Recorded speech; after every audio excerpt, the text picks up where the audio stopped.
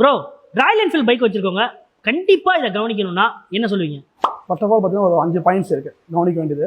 அது ஃபர்ஸ்ட் பார்த்தீங்கன்னா ஒரு சவுண்டை பார்த்துடலாம். சவுண்ட் என்னென்ன வரும் நம்மளுக்கு? டேப்பர் சவுண்டு முக்கியமானது. இன்ஜினில் வர டேப்பர் சவுண்ட் சில பேர் என்ன சவுண்டே தெரியாது. நீங்கள் டேப்பர் சவுண்ட் செக் பண்ணுறது நியர் பை ஷாப்பில் போய் செக் பண்ணுங்க. First of all oil check பண்ணணும். ஆயில் லெவல் எந்த அளவுக்கு இருக்குது. கம்மியாக இருந்தால் டேப்பர் சவுண்ட் வரும். இல்லை ஹைட்ராலிக்கில் உங்களுக்கு ஆயில் பம்ப்லேருந்து மேலே ஏறலாம் சவுண்டு வரும். ஒன்று. ரெண்டாவது பார்த்தீங்கன்னா பிரேக் சவுண்டு. இப்போ மழை காலத்துலாம் பார்த்தீங்கன்னா அடிக்கடி தண்ணி உள்ளே போகும், பிரேக்கில் நாய்ஸ் வரும். அது வந்து நீங்கள் செக் பண்ணுற மாதிரி இருக்கும். மூணாவது முக்கியமானது செயின் சவுண்டு. புல்லட்டை பொறுத்தவரை எந்த வண்டிக்குமே செயின் கார்டு வராது. அதனால் சீக்கிரத்தை சேறுபட்டு தண்ணிப்பட்டு சவுண்ட் கேட்க ஆரம்பிச்சிடும். அது நீங்கள் மெயின்டைன் பண்ணாலே ஓகே ஆகிடும்.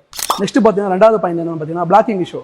இதை பொறுத்தவரையும் மெயினாக வர கம்ப்ளைண்ட் பார்த்தீங்கன்னா பெட்ரோலை பொறுத்தவரையும் ஒரே பங்க்கில் ஃபாலோ பண்ணிங்கன்னா கம்ப்ளைண்ட்ஸ் வராது. மாற்றி போகிறதால உங்களுக்கு எத்தனை நாளும் உங்களுக்கு வேரி ஆகிறதால கம்ப்ளைண்ட்ஸ் வரும்.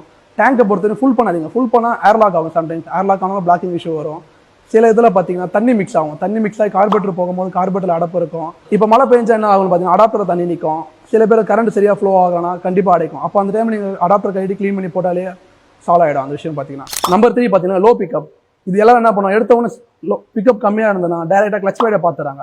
ஃபஸ்ட்டு கிளச் பேடை பார்க்காம கார்பரேட்டர் முதல்ல க்ளீன் பண்ணி பார்க்கணும். அப்படி இல்லைன்னா உங்களுக்கு இருக்க த்ராட்டில் பாடி வண்டி இருந்தால் த்ராட்டில் பாடி க்ளீன் பண்ணி பார்க்கணும். அதை பார்த்துட்டு ஓகே ஆனால் மட்டும் கிளச் பேடை மாற்றுங்க. கிளச் பேடை மாற்றினாலே பவர் நல்லாயிருக்கும். சில பேர் வந்து என் வண்டி 80 தான் போகும், ஏற்கனவே அது 120 போயிருந்த வண்டி இப்போ 80 தான் போகுது.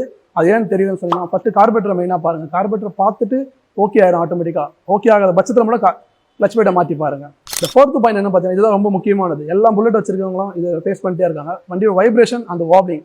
வைப்ரேஷனை பொறுத்த வரையும் வண்டியில் பார்த்தீங்கன்னா ஃபுல்லாக மெட்டல் பாடி. அங்கங்கே இருக்க போல்னட்ஸ் கம்பல்சரி லூஸ் ஆகும்.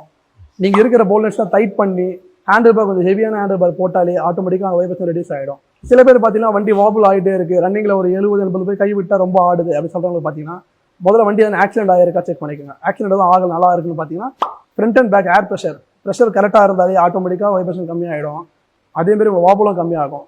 இல்லைனா வீல் பெண்டு, வீல் பேரிங் ஃபர்தராக இதெல்லாம் நீங்கள் செக் பண்ணாலே உங்களுக்கு வாப்ளிங் அரெஸ்ட் ஆகிடும் ஆட்டோமேட்டிக்காக. அடுத்து 5வது பாயிண்ட் என்னன்னு பார்த்தீங்கன்னா ஸ்பார்க் கிளட்ச். இது மெயினாக எல்லாரும் கவனிக்க வேண்டிய ஒரு விஷயம். ஏன்னு பார்த்தீங்கன்னா எல்லாரும் நைட்டு வண்டி ஆஃப் பண்ணிடுறாங்க, சைட் ஸ்டாண்ட் போட்டு விட்டுறாங்க. காலைல எழுந்த உடனே இன்ஜின் ஆயில் ஆட்டோமேட்டிக்காக கீழே தான் இருக்கும், ஃபுல்லாக இருக்காது. எடுத்த உடனே நீங்கள் செல்ஃபு போட்டு கொடுத்துட்டே இருந்தால் வண்டி ஸ்டார்ட்டும் ஆகாது, உங்கள் ஸ்பாட்டில் சீக்கிரத்தில் டேமேஜ் ஆகும். முடிஞ்ச அளவுக்கு காலைல எழுந்த உடனே கிக் பண்ணி வண்டி ஸ்டார்ட் பண்ணிவிட்டு ஒரு 2 நிமிஷம் ஹைடலில் விட்டு வண்டி ஓட விட்டாலே ஆட்டோமேட்டிக்காக உங்களுக்கு கிளட்ச் ஸ்பீடும் சேவ் ஆகும், பேட்டரி லைஃபும் இன்க்ரீஸ் ஆகும்.